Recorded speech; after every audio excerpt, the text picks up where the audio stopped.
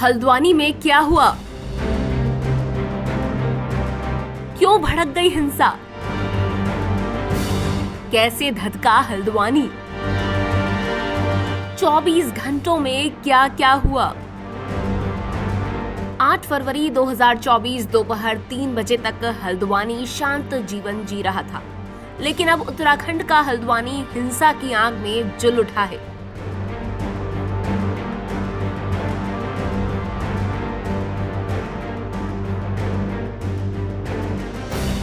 नैनीताल जिले में हल्द्वानी के बनभूलपुरा इलाके में उस वक्त हिंसा की चिंगारी भड़क उठी जब नगर निगम अतिक्रमण हटाओ अभियान चला रहा था। हिंसा की आग इतनी भयावह थी कि पूरा शहर जल उठा। हालात ये है कि हल्द्वानी में दंगाइयों को देखते ही गोली मारने का आदेश जारी हो चुका है। चलिए अब आपको विस्तार से बताते हैं 8 फरवरी दोपहर 3 बजे से लेकर अब तक हल्द्वानी में क्या क्या हुआ है। सबसे पहले हुआ अवैध मदरसा और मस्जिद पर जेसीबी एक्शन। 8 फरवरी की दोपहर नगर निगम हल्द्वानी के बनभूलपुरा क्षेत्र में अतिक्रमण को ध्वस्त करने पहुंचा था। मीडिया रिपोर्ट्स की माने तो जैसे ही नगर निगम के बुलडोजर ने इंदिरा नगर क्षेत्र में मलिक के बगीचे में बने अवैध रूप से निर्मित मदरसा और मस्जिद को जमींदोज किया, स्थानीय लोग भड़क उठे। बड़ी संख्या में महिलाओं सहित गुस्साए स्थानीय लोग नगर निगम की कार्रवाई का विरोध करने लगे और देखते ही देखते सैकड़ों की भीड़ सड़कों पर उतर आई। बताया जा रहा है कि भीड़ ने पुलिस कर्मियों, नगर निगम कर्मियों और पत्रकारों पर पथराव किया, जिसमें 100 से ज्यादा लोग घायल हो गए। अब तक 6 लोगों की मौत, घायलों में सबसे ज्यादा पुलिस वाले। इसके बाद पूरा इलाका तनावपूर्ण हो गया। इस हिंसा में अब तक 6 लोगों की मौत हो चुकी है, घायलों में सबसे ज्यादा पुलिस वाले हैं।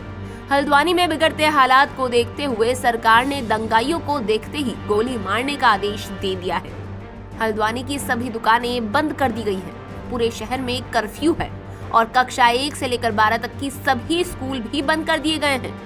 सरकार ने इलाके में भारी संख्या में पुलिस कर्मियों को तैनात कर दिया है। एक तरह से पूरा शहर लॉकडाउन में तब्दील है। अनिवार्य सेवाओं के अलावा किसी तरह की छूट नहीं है।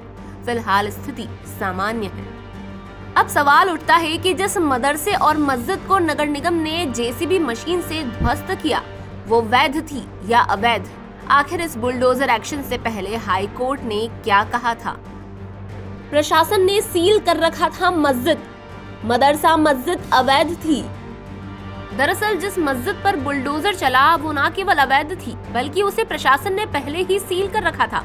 इस बात की पुष्टि नगर आयुक्त पंकज उपाध्याय ने की है।